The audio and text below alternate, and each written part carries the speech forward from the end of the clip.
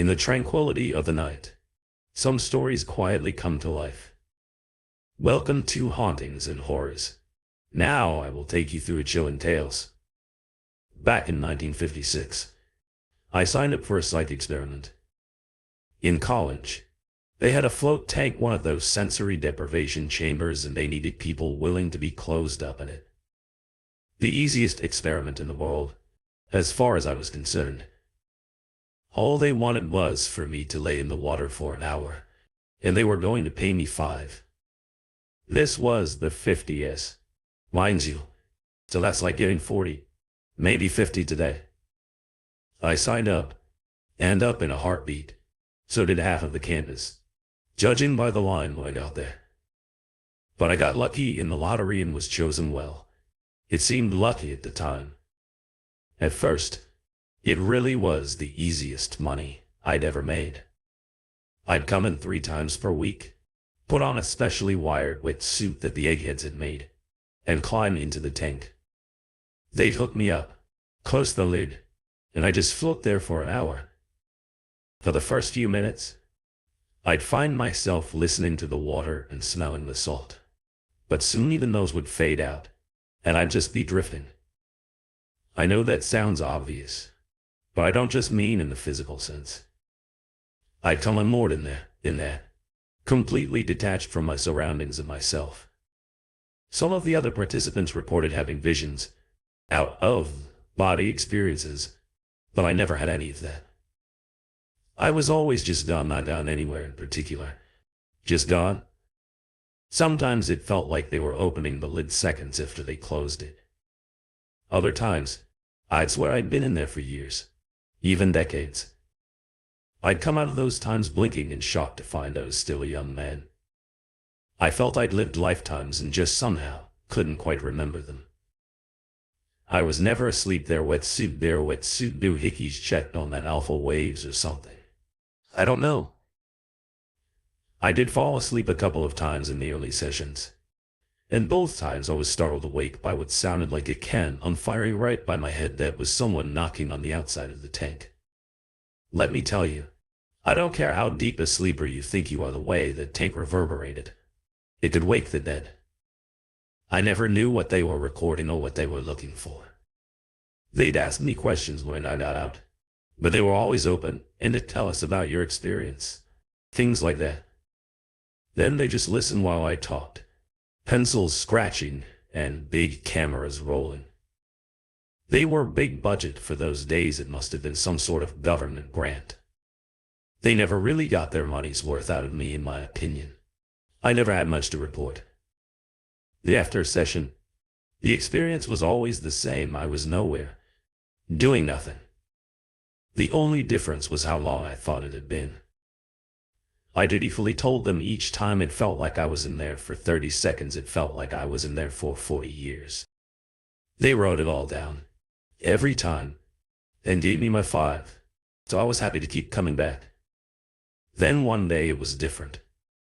I was in the tank. I was nowhere. I was no one, and suddenly I could sense something else. I could see it, but not with my eyes. My eyes saw only blackness. Yet I had the impression of something else there. If sight was speech, then my eyes didn't have the words to explain whatever this was. I felt it in the same confusing way it touched me.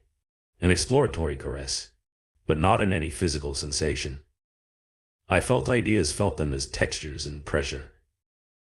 I wasn't equipped to understand them that way, but somehow I felt they were negative.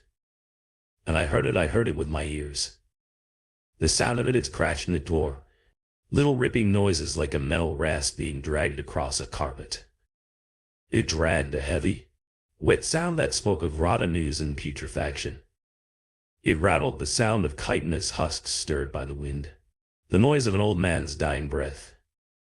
All this I heard, the only sounds ever to reach me in the tank, and quiet though they were, and lost though I was, I heard them, gradually increasing in volume as they grew closer, ever closer. I was nowhere. I was no one. Yet this thing saw me, knew me. It was coming towards me. I could almost see it in the blankness where there should have been blackness. I could almost feel it in the ideas running over my skin, and I could hear every blasphemous noise it made. I don't know why my ears perceived it so perfectly, but every sound it made imprinted on my brain there in the dark. And then suddenly I was gasping and floundering in water, a rectangle of lights before my eyes. The hatch was open, and one of the experimenters was offering me a handout. He saw my confusion, my disorientation, and asked, "Did you see something?" That day, they got their money's worth. In the light, it seemed silly passing fancy, but I told them of what I'd heard and experienced. I replicated the noises as best I could, but they were never meant to be made by a healthy human throat. Maybe I should have quit that day, but by the time I returned 3 days later, I'd convinced myself it was nothing but a nightmare, and I wasn't about to give up my meal ticket over something so simple. So back into the tank I went. Again, it came while I was lost in the black. I heard it again, its terrible broken shell scraping along, dragged along by countless skittering legs. I knew it came for me, and both I tried to run. I had no way of knowing if I moved or not, and steadily it closed on me through whatever passed for distance here. It was close enough for me to smell its hunger.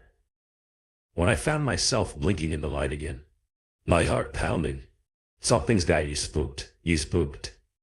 I remember the experimenter saying to me, "Your heart's going a mile a minute." In the post-interview, I told them of the noises again, and they showed me a surprise they'd put a microphone in with me this time to try to identify the source of the sounds. They played back the tape, and we turned up the volume and held our breath. I expected to hear nothing but thought that perhaps the microphone would detect something mundane, some rustling from a lab outside that I had blown into nightmarish proportions. And then, to my shock, it came the softly shredding metal, the whispering tongues, the graveyard rattle quietly distant but approaching. There I cried, pointing at the tape, as if I could identify the sound with my finger.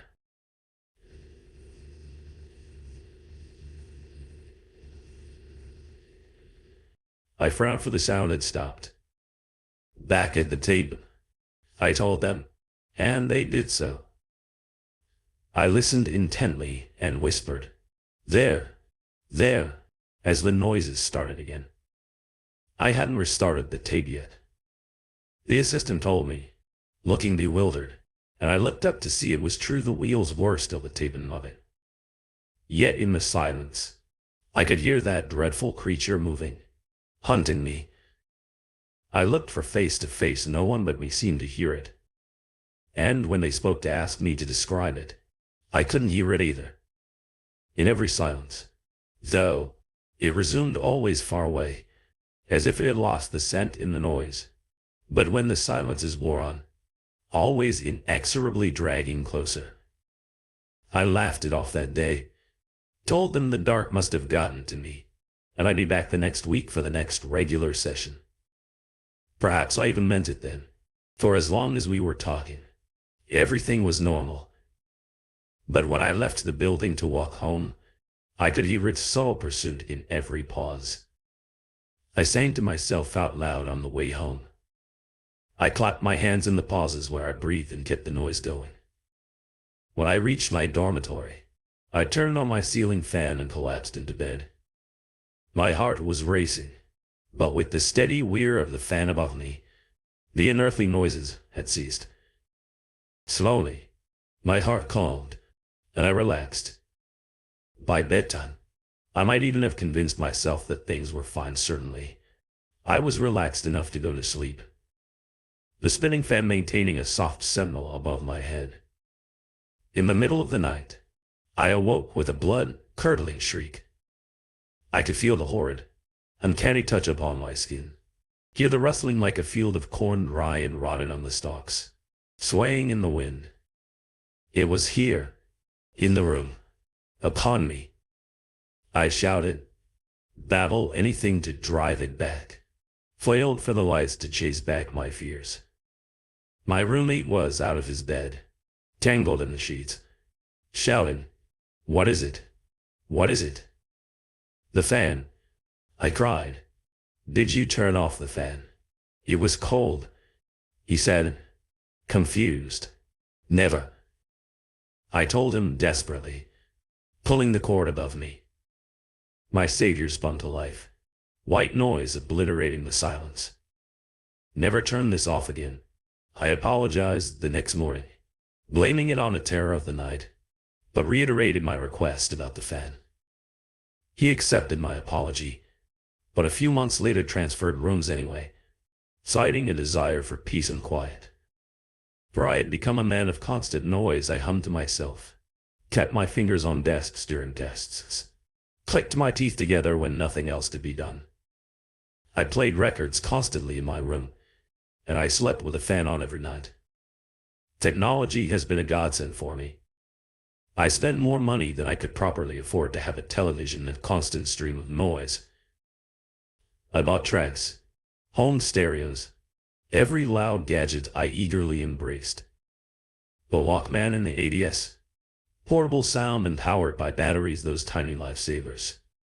I had spent years in terror of power outages, killers of all electric noisemakers. The Walkman could keep going for hours, and finally, I could breathe easily. When storms made the lights flicker. These days, aged though I am, I'm a smartphone user like everyone else. My contemporaries laugh at my readiness to adopt new technology, but for me, it's a matter of life and death. I do not dare let the silence descend upon me, and yet I think I may soon have no choice. It's been 20 years since my hearing first started to fail, 15 since my first hearing aids. They have grown smaller and more powerful over the years, but technological advances are losing the race against my failing body. I can no longer hear the dissonance of the fan, my constant companion all these years. Conversations have grown muted, and even with my phone synced to my Bluetooth hearing aids, and the volume turned high, my music gets quieter by the day. Yesterday, as I sat alone in my house, my phone rebooted itself to install an update. In the silence it left behind, I heard shattered claws clicking greedily, something foul and pestilent dripping in an open cavern, and a horrid sliding noise like raw meat being dragged across a grater. I hobbled to the kitchen and turned on the disposal, the blender, and the microwave. But even so, it was just barely enough. I think soon all my efforts will be insufficient, and at last, I will have nothing left but the silence. The stories have been told, but their shadows will continue to haunt our minds. Thank you for listening. Don't forget to subscribe to Hauntings and Horrors. Turn on notifications, so you won't miss any thrilling horror stories. Good night, and sweet dreams.